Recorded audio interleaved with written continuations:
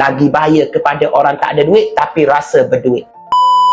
Apabila kita lahir habit menyimpan dalam diri, kita hilang rasa berduit. Sebab tu simpanan emas ni bertahan lama. Emas disifatkan ubat paling mujarab dalam kaedah menyimpan. Simpanan yang untuk dilupakan, forgotten saving. Tuan puan katanya mentor saya kan, setiap kita ni, setiap individu kalau boleh mesti ada tabungan yang dinamakan untuk dilupakan. Tabungan emas. Sebab apa? Sebab emas tak ada nombor. Hilangnya nombor pada duit, kita hilang rasa berduit. Tuan puan, duit memang penting. Duit kegunaan harian untuk kita buat inilah, teruskan kehidupan ni. Memang duit memang penting sangat-sangat, tapi rasa berduit sangat-sangat bahaya, menyebabkan simpanan kita selalu bocor. Lagi bahaya kepada orang tak ada duit tapi rasa berduit. Untuk dapatkan sesuatu, mereka akan buat hutang jahat. Jadi untuk kita hilang rasa berduit, kita bekukan sejumlah pendapatan kita, gaji bulanan kita 10%, 20% dalam bentuk gerai emas, insya-Allah.